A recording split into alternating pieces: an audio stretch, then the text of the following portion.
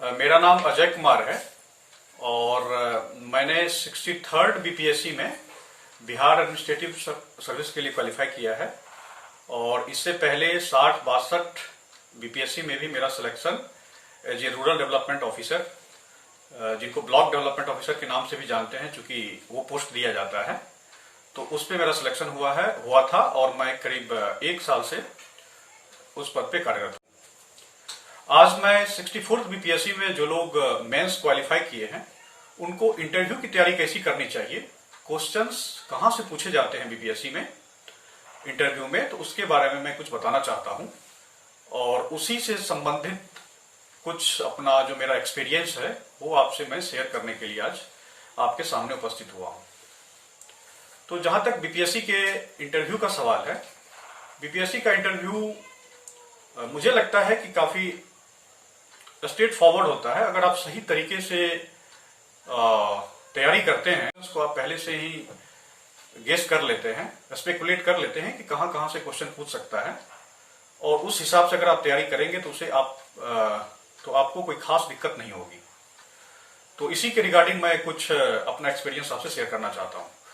तो बीपीएससी के इंटरव्यू में जहां जहां से क्वेश्चन पूछे जाते हैं उस सब्जेक्ट मैटर को मैं 7 पार्ट में डिवाइड करना चाहता हूं। 7 पार्ट में सबसे पहला पार्ट है आपके खुद के बारे में इंफॉर्मेशन, दूसरा है आप जिस लोकेशन से बिलोंग करते हैं वहां से संबंधित जानकारी, तीसरा है जो करंट अफेयर्स वगैरह चल रही हैं अभी, समसामयिक की घटनाएं जो कहते हैं, प्लस जो सरकार के द्वारा स्कीम चलाई जा रही है उनसे संबंधित जानकारी, चौथा आपका ग्रेजुएशन पेपर, पांचवा आपका जो ऑप्शनल पेपर है उससे संबंधित जानकारी। कुछ केस में दोनों पेपर एक ही हो सकता है, यहां हम ये मान के चल रहे हैं कि दोनों आपने अलग अलग लिया है। तो ये सब सिचुएशनल बेस्ड क्वेश्चंस भी काफी सारे पूछे जाते हैं मुझसे। दोनों 60, 62 और 63 दोनों इंटरव्यू में मुझसे पूछा गया था।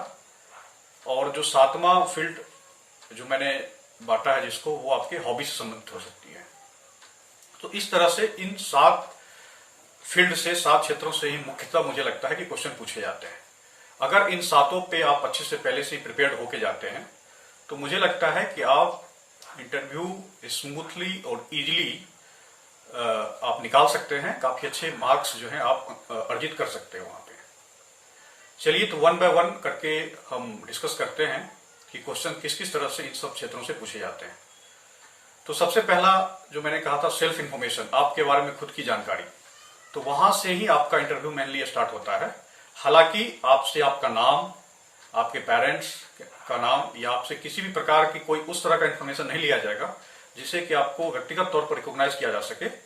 यहां पर सेल्फ इंफॉर्मेशन से मेरा मतलब है कि जैसे आपने ग्रेजुएशन कब किया और ग्रेजुएशन से लेके अब तक आप क्या कर रहे थे, आपने इतने समय तक इस बीच में किस तरह से यूटिलाइज किया, अगर आप पहले से किसी सर्विस में थे तो फिर उस सर्विस को छोड़कर इसी सर्विस में आप क्यों आना चाहते हैं।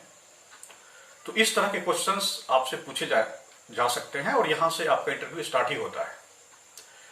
तो इस तरह के सब्जेक्ट मैटर पर आपकी पकड़ काफी अच्छी होनी चाहिए। हालांकि इन सब चीजों के बारे में आपको पहले से पता है, लेकिन इन सब चीजों को आप एक बार अच्छे से गो थ्रू कर लें, उसे लिख लें, और अगर आपको लगता है कि कुछ कुछ इंफॉर्मेशन काफी क्रूशियल है तो उसे आप 2-3 बार लिख के 2-3 बार रिवाइज भी करें, उसे बोलने का प्रैक्टिस भी करें। आप बोलने के लिए जैसे अब तो काफी सारे डिफरेंट साइज के मिरर्स भी आते हैं, तो उसके सामने आप खुद भी आप बैठ के आधा घंटा 1 घंटा प्रैक्टिस कर सकते हैं कि आप किस तरह से बोल रहे हैं।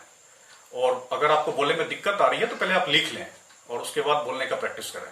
तो जो लोग जॉब कर रहे थे वो किस तरह के जॉब में थे, और वहां से जॉब से संबंधित उनसे क्वेश्चन पूछा जा सकता है, तो आपको जॉब के बारे में भी बेसिक नॉलेज होना ही चाहिए। जैसे अगर आप इंजीनियर थे और किसी आईटी इंडस्ट्री में काम कर रहे थे तो वहां पर किस किस तरह का नया नया सॉफ्टवेयर आप यूज कर रहे थे, उस आईटी इंडस्ट्री में का प्रयोग जो है, जो आपका नॉलेज है उस इंडस्ट्री का, वो आप एज ए सिविल सर्वेंट कैसे यूज करेंगे।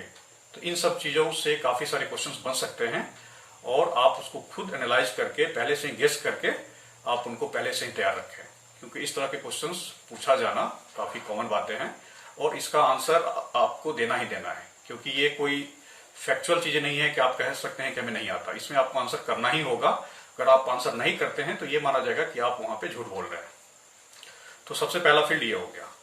दूसरा फील्ड है कि आप किस लोकेशन से बिलोंग करते हैं, किस डिस्ट्रिक्ट से बिलोंग करते हैं, तो वहां के बारे में काफी सारी जानकारियां होती है। वो भौगोलिक जानकारी हो सकती है कि वहां पे किस तरह की पर्वत श्रृंखलाएं हैं, पर्वत है, या फिर अगर कोई नदी गुजर रही है, या खुद उस डिस्ट्रिक्ट का क्या क्या लोकेशन है, अक्षांश, देशांतर वगैरह जो कहते हैं, समुद्र तल से कितनी ऊंचाई पर है। तो इन सब चीजों के बारे में भी नॉलेज आपको होना चाहिए। इसके अलावा यह भी हो सकता है कि जिस क्षेत्र से आप बिलोंग करते हैं उसका कुछ ऐतिहासिक बैकग्राउंड भी हो, जैसे वहां से कोई महापुरुष जो है हमारे स्वतंत्रता संग्राम में पार्टिसिपेट किए हों, या फिर वहां उस लोकेशन पे ही कोई घटना घटित हुई हो।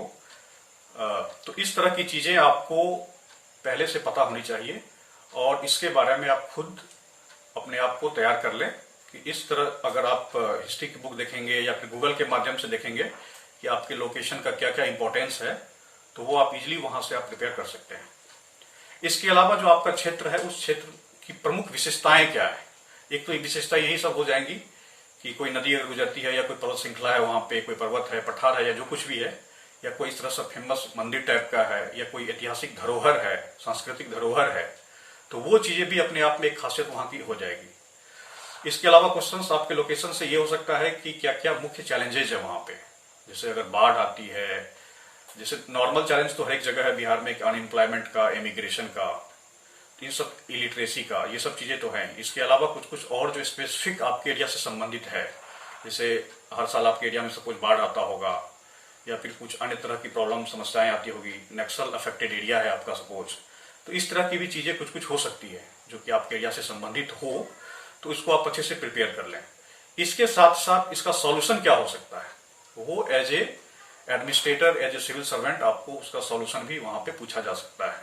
तो आप पहले से ही प्रिपेयर्ड रहें, और एज ए सिविल सर्वेंट आप जो भी सोच सकते हैं उस समस्या के समाधान के लिए, वो सब सोचें, गूगल करें, जहां से भी किसी से राय लेना हो, किसी से डिस्कशन करना हो उनसे करें, अपने दोस्तों के बीच जो खुद भी इंटरव्यू की तैयारी करें उन लोगों के साथ डिस्कशन करें, और उन पॉइंट्स को नोट डाउन करें और याद रखें, क्योंकि ये सब चीजें आपको इंटरव्यू में काफी हेल्प करेगा। तीसरा जो है आपका ग्रेजुएशन पेपर से संबंधित क्वेश्चन पूछे जा सकते हैं। ग्रेजुएशन पेपर से संबंधित कहा जाता है कि नॉर्मली क्वेश्चन नहीं पूछते हैं, लेकिन ऐसा नहीं है, क्योंकि अगर ग्रेजुएशन किस सब्जेक्ट में किया ये वो पूछ रहे हैं, किस साल किया, किस सब्जेक्ट में किया, और कोई उसमें से हमारे फैकल्टी मेंबर जो हैं, जो बोर्ड मेंबर हैं, अगर उस सब्जेक्ट के प्रोफेसर निकल गए तो जेन्युइन सी बात है कि वो वहां से क्वेश्चन पूछेंगे और इन डेप्थ में पूछेंगे। तो अगर आपने कुछ साल पहले ग्रेजुएशन किया है, 5 साल, 7 साल, 10 साल पहले किया है, तो उन ग्रेजुएशन पेपर को आप एक बार फिर से देख लें और उसको अच्छे से प्रिपेयर कर लें, क्योंकि वहां से भी क्वेश्चंस पूछे जाने की पूरी संभावनाएं है। और ग्रेजुएशन पेपर में अगर आप आंसर नहीं करते हैं तो ये बहुत निगेटिव इंप्रेशन देगा, क्योंकि उस पेपर को आप 3 से 4 साल तक पढ़ चुके हैं। तो इन चीजों का विशेष ध्यान रखें, और खास करके उस पेपर में कुछ चीजें जो होती है ग्रेजुएशन पेपर में, अगर ज्योग्राफी आपका सपोज उस तरह का पेपर है, तो उसमें मॉडल्स एंड थ्योरीज और काफी सारी चीजें, साइक्लोन्स, अर्थक्वेक, ड्राउट, तो इन सब चीजों के बारे में आपको बेसिक नॉलेज होनी ही चाहिए। और अगर आप आंसर नहीं करते हैं तो निगेटिव इंप्रेशन जाएगा, क्योंकि इन सब चीजों को आप बहुत पहले पढ़ चुके हैं और काफी लंबे टाइम तक पढ़े हुए हैं, तो इसकी नॉलेज आपको होनी ही चाहिए और आपको वहां पे आंसर करना चाहिए। ग्रेजुएशन पेपर के बाद आ जाता है ऑप्शनल पेपर की बात। तो ऑप्शनल पेपर में अच्छी पकड़ आपकी होगी ही, ऐसा मान चल सकते हैं, क्योंकि आपने उसमें अच्छा मार्क्स किया है, मेंस क्वालिफाई किया है। लेकिन चूंकि ये एग्जाम करीब साल भर पहले हुआ था, तो आप एक बार फिर से उसको रिवाइज करें और उसको एक अच्छे से उसका प्रिपरेशन करें। और सपोज मेरा चूंकि ज्योग्राफी था ऑप्शनल, तो अगर आपका ज्योग्राफी है तो ज्योग्राफी में काफी सारी चीजें जो होती है खूब पूछे जाती हैं, जैसे कि साइक्लोन्स वगैरह आते रहते हैं, तो साइक्लोन आने का क्या रीजन है, कितने तरह के साइक्लोन्स होते हैं, रिसेंटली जो साइक्लोन आया था उसका क्या नाम था, वो नाम किस कंट्री के द्वारा दिया गया था, नेमिंग सिस्टम किस तरह का होता है। जैसे भी वर्तमान में अगर मानसून चल रहा है तो डिफरेंट तरह की क्लाउड्स होती हैं, तो क्लाउड्स का फॉर्मेशन कैसे होता है, कितने तरह के क्लाउड्स होते हैं, तो इन सब चीजों के बारे में भी आपको नॉलेज होना ही चाहिए। और चूंकि आपका ऑप्शनल पेपर है तो इन डेप्थ नॉलेज होना चाहिए। इसके अलावा मॉडल्स एंड थ्योरीज हमारे ज्योग्राफी में काफी फेमस होता है, तो इन सब चीजों को आप अच्छे से प्रिपेयर कर रहे हैं, एक बार फिर से गो थ्रू करें और याद रखें, जिससे कि उस दिन अगर जब पूछा जाएगा तो आप कंफ्यूज ना हो और आप आंसर करने में अपने आप को उस तरह से ना दिखा पाए कि आपको नहीं आता है। तो वहां पे आपको इन डेप्थ में बताना पड़ेगा, और अगर बाय चांस कोई फैकल्टी मेंबर वहां के ज्योग्राफी के निकल गए तो फिर वो इन डेप्थ पूछेंगे। तो इसके लिए आप पहले से प्रिपेयर्ड रहें। और आपके ऑप्शनल में ये माना जाता है कि आपको इन डेप्थ नॉलेज है, तो आप अपने आप को उसी हिसाब से तैयार भी कर लें। इसके अलावा पांचवा जो फील्ड होता है जहां से नॉर्मली क्वेश्चन पूछते हैं वो है आपके हॉबी से संबंधित। पांचवा या छठा देख लीजिएगा, आपके हॉबी से संबंधित। जैसा कि सबसे पहले एक मेंबर जनरली हॉबी से संबंधित क्वेश्चन पूछते ही है कि आपका हॉबी क्या है। तो जब भी आप उससे हॉबी से संबंधित पूछा जाए तो हॉबी को आप पहले से ही प्रिपेयर करके जाए। अगर आपने किसी स्पोर्ट्स को हॉबी बनाया है, वहां पे लिखा है या बता रहे हैं वहां पे अगर आप, तो स्पोर्ट्स से संबंधित जो जो जानकारियां होती है, जैसे एक बेसिक रूल्स होता है कि कैसे स्पोर्ट्स को खेला जाता है। सपोज एग्जांपल लेते हैं क्रिकेट का, तो क्रिकेट से संबंधित जो जो जानकारियां हो सकती हैं कि पिच की लंबाई कितनी होती है, बॉल वगैरह का क्या विड्थ होता है, क्या वेट होता है, तो इन सब चीजों के बारे में आपको जानकारी होनी ही होनी चाहिए। इसके अलावा कितने उसमें रूल्स हैं, जैसे आउट करने के कितने तरह से आउट होता है, या कोई अगर नया टेक्नोलॉजी वगैरह आईसीसी के द्वारा अभी लाया गया है, नो सलाइवा रूल टाइप कुछ अभी लाया गया है, तो इस सब चीजों के बारे में आपको जानकारी होनी चाहिए। और अगर सपोज आपने अपना हॉबी बता दिया है कि मूवी देखना है, तो वो डायरेक्ट क्वेश्चन पूछते हैं कि आपने लास्ट मूवी कौन सी देखी थी, कब देखी थी। तो अगर आप हॉबी बता रहे हैं तो बहुत रिसेंट की मूवी आपको बतानी होगी, और ये उनको आपको एहसास दिलाना होगा कि ये एक्चुअल में आपकी हॉबी है और वो हमेशा इस तरह का आप काम करते हैं। हॉबी का मतलब ये नहीं हुआ कि बस 6 महीना पहले कोई मूवी देख ली और अब नहीं देख रहे हैं और अब कुछ दिन बाद देखेंगे, तो ये बहुत ही एक निगेटिव इंप्रेशन देगा।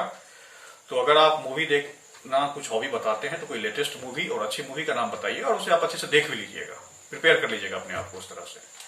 तो इन सब चीजों का विशेष आपको ध्यान रखना पड़ेगा। और सबसे लास्ट जो एक बहुत ही इंपॉर्टेंट चीज है वो है सिचुएशनल बेस्ड क्वेश्चंस का। क्योंकि आजकल, पहले चूंकि ऐसा कहा जाता था कि बीपीएससी में वो लोग स्ट्रेट फॉरवर्ड क्वेश्चन पूछते हैं, ऑब्जेक्टिव टाइप पूछते हैं, लेकिन मेरा चूंकि खुद का 2 साल का एक्सपीरियंस है कि ऐसा कुछ नहीं होता। मुझे एक भी क्वेश्चन ऑब्जेक्टिव टाइप या स्ट्रेट फॉरवर्ड टाइप इस तरह से नहीं पूछा गया था कि जिसका कि 1 लाइनर आंसर हो या फिर 1 वर्ड में आंसर हो। वो आप तो एनालिटिकल अप्रोच आपका देखेंगे, आप किस तरह से सोचते हैं और आप किस तरह से एनालाइज करते हैं, किस तरह से आंसर करते हैं किसी क्वेश्चन का, वो करेंगे। और काउंटर क्वेश्चन भी उसमें वो पूछते हैं। तो सिचुएशनल बेस्ड क्वेश्चन में सिंपली ये होगा कि ये कह दिया जाएगा कि सपोज आपको मैं किसी क्षेत्र का, किसी अनुमंडल पदाधिकारी सपोज आपको बना दिया जाता है और उस क्षेत्र की कुछ कुछ प्रमुख समस्याएं ये सब हैं। मान लिया जाए वहां पे राइट्स होते हैं या फिर वहां पे अनएम्प्लॉयमेंट से संबंधित काफी सारी चीजें हैं या और भी काफी सारी तरह की दिक्कतें आ रही है, तो वहां पे आप एज ए सिविल सर्वेंट उस समस्याओं का समाधान कैसे करेंगे। तो इन सब चीजों को आप अच्छे से प्रिपेयर करें। इसमें आपका जो खुद का कुछ अगर पर्सनल टच हो सकता है, कुछ आप इनोवेटिव सोच सकते हैं, तो वो सब पहले से ही सोच के रखें, उसको नोट डाउन कर लें और उन सब चीजों को याद रखें, जिससे कि अगर उस दिन अगर पूछा जाए तो आप वहां पे सही से आंसर कर पाएंगे। क्योंकि सरकार की कुछ पॉलिसीज का नाम गिना देने से या फिर कुछ उस तरह की चीजें कह देने से नहीं होगा। आपको व्यक्तिगत स्तर पे और पर्सनल लेवल पे आप क्या वहां पे करने वाले हैं, कैसे लोगों को मोबिलाइज करेंगे, कैसे कुछ छोटे छोटे ग्रुप्स बनाएंगे या कुछ उस तरह की चीज आपको हमें बतानी पड़ेगी, जिससे उनको ये लगेगा कि आप थोड़ा डिफरेंटली सोच रहे हैं। क्योंकि इंटरव्यू की तैयारी तो सब करके जा रहे हैं और स्कीम्स के बारे में सबको पता होगा, सब याद करके जाएंगे। तो आप अपना कुछ एक अलग से थोड़ा सा अप्रोच रखें, एक अलग से थोड़ा सा उसमें इनोवेटिव वे में कुछ सोच सकते हैं, तो पहले से ही उसको सोच कर जाए। और नॉर्मल वे में जो स्कीम्स वगैरह का नाम होता है वो तो आपको पता होना ही चाहिए, क्योंकि कभी कभी वो स्पेसिफिक टाइप के कोई स्कीम का नाम बता देंगे, पूछ लेंगे आपसे और उसके बारे में डिटेल से आपसे जानने की कोशिश करेंगे। कि जैसे अभी एक एग्जांपल छोटा सा लिया जाए, लॉकडाउन के दौरान ही कुछ स्कीम्स मोदी गवर्नमेंट के द्वारा स्टार्ट किया गया है, तो वो डायरेक्ट पूछ सकते हैं कि उस स्कीम का क्या नाम है, उसमें क्या क्या प्रावधान की गई है, उसमें किसको किसको जो है उसकी लाभ मिलेगी, सुविधाएं मिलेगी। तो ये क्वेश्चंस पूछे जाना करीब करीब सर्टेन होता है, पूछते ही है वो लोग। तो इन सब प्रश्न का उत्तर आपको अच्छे से वहां पे देना पड़ेगा। और इंटरव्यू के बारे में एक चीज कही जाती है कि काफी कम टाइम में आप काफी ज्यादा मार्क्स सिक्योर कर पाते हैं और काफी कम टाइम में वो आप लूज भी कर सकते हैं। तो ये चीज चूंकि मेरे साथ भी ऐसा हुआ था कि पिछले इंटरव्यू में हालांकि मुझे ऐसा लग रहा था कि मैंने अच्छा बोला, लेकिन हमारे मार्क्स जो हैं काफी कम आ गए और उससे कम समय का इंटरव्यू इस बार का हुआ था 63rd का, और उसमें उससे मेरे मार्क्स ज्यादा थे। तो इस तरह की चीजें हो सकती हैं। तो इसलिए अपने आप को आप इस तरह से प्रिपेयर करें कि वहां पे आप कोई उस कॉमन मिस्टेक्स जो होती है, जो ब्लंडर होती है, वो वहां पे ना कर पाए अदरवाइज इसके अलावा अगर छोटी मोटी गलतियां हो जाती हैं और आपके कुछ आंसर्स काफी अच्छे होते हैं, उसके बाद जब आप इंटरव्यू में एंटर करते हैं, इंटरव्यू रूम में जब आप एंटर करते हैं, तो एंटर करने से पहले आपको वहां से पूछ के जाना है।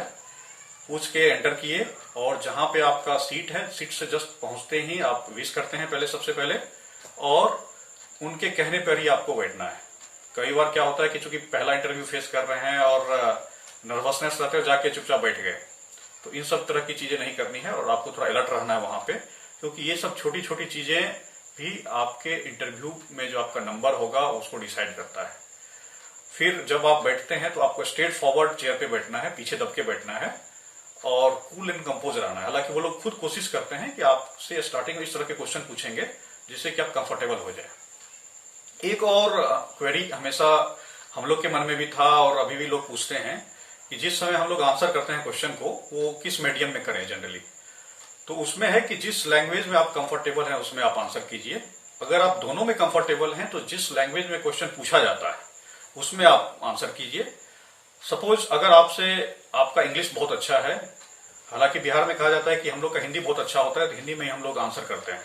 सपोज कोई बोर्ड मेंबर अगर बाहर से आ गए और वो इंग्लिश में क्वेश्चन पूछना स्टार्ट कर दिए और आप समझ नहीं पाए, तो आप पोलाइटली उनसे कह सकते हैं कि सर मैं नहीं समझ पाया हूं और कृपया हिंदी में क्वेश्चन पूछिए, और आप हिंदी में फिर आप आंसर कर सकते हैं। इसमें कोई गलत बात नहीं है कि कोई नेगेटिव इंप्रेशन जाएगा या कुछ इस तरह उससे आपको कोई नंबर पे फर्क पड़ेगा, ऐसा कुछ नहीं होता है। आप अपने कंफर्टेबल, जिसमें आपका कंफर्ट जोन अच्छा है उसमें आप आंसर करें, और जहां पे आपको लगता है कि आप डिफिकल्टी फील कर रहे हैं और सपोज कोई क्वेश्चन इस तरह से पूछा जाता है जिसके बारे में आपको कुछ पता ही नहीं है, वो लैंग्वेज और उससे कुछ मैटर नहीं है, बट उसके बारे में कुछ पता नहीं, तो आप वहां पे गेस वर्क प्लीज ना करें। आप क्लियरली वहां पे पोलाइटली मना कर दें। सही इंप्रेशन देता है कि अगर आप नहीं जानते हैं तो आप नहीं बोलते हैं, आप ऑनेस्ट है अपने प्रति, और आपने बोला और गलत बोल दिया तो वो एक और गलत इंप्रेशन देता है और इससे आपके इंटरव्यू पे काफी असर पड़ता है। इसके अलावा जब आपका इंटरव्यू समाप्त हो जाता है, एक चीज और मैं यहाँ कहना चाहता हूं कि जनरली इंटरव्यू में काउंटर क्वेश्चंस काफी किए जाते हैं, और जो एस्पिरेंट वहां पे इंटरव्यू देते हैं उनको ये लगता है कि काउंटर क्वेश्चन करने के बाद शायद उसने कुछ गलत बोल दिया है इसलिए काउंटर क्वेश्चन किया जा रहा है, या बोर्ड मेंबर सेटिस्फाई नहीं है। तो जनरली ऐसा नहीं होता है। एक्चुअली क्या होता है, जब वो इंटरव्यू में काउंटर क्वेश्चन पूछते हैं, इसका मतलब है कि वो आपका एनालिटिकल अप्रोच, आपकी डेप्थ जो नॉलेज जो है कितनी आपकी सही है, कितने डेप्थ नॉलेज है आपको उस सब्जेक्ट मैटर में, वो भी चेक करना चाहते हैं। तो इसके बारे में कभी आप नेगेटिव फीलिंग ना रखें। अगर आपसे कोई काउंटर क्वेश्चन होता है वहां पे और उसको आप अच्छे से जवाब दे देते हैं, तो ये एक बहुत ही पॉजिटिव इंपैक्ट भी वहां पे डालता है कि आप किसी भी सिचुएशन में, एडवर्स सिचुएशन में घबराते नहीं हैं और उसको आप अच्छे से टेकल करते हैं। एक्चुअली यही चीज वो वहां पे चेक करना चाहते हैं। तो अगर आप उनको अच्छे से आंसर करते हैं इस तरह के सिचुएशन में, तो ये एक बहुत ही पॉजिटिव इंपैक्ट भी डालता है और आपके लिए, आपके इंटरव्यू और आपके मार्क्स के लिए काफी अच्छा रहेगा और काफी अच्छा मार्क्स हो देंगे। और लास्ट में जब आपका इंटरव्यू समाप्त हो जाता है तो आप उनसे परमिशन लेके ही बाहर जाएं। तो ये सभी चीजें हो गई जो कि इंटरव्यू में मुझे लगता है काफी आपको हेल्प मिलेगा, और आप लोग इंटरव्यू की तैयारी अच्छे से कीजिए। और मुझे लगता है कि इस बार चूंकि सीट्स काफी ज्यादा हैं और आप लोग के लिए एक बहुत ही अच्छा अवसर है एक जॉब लेने का, तो इस अवसर को आप लोग ना गवाइए और इंटरव्यू की प्रिपरेशन सीरियसली कीजिए। Thank you very much.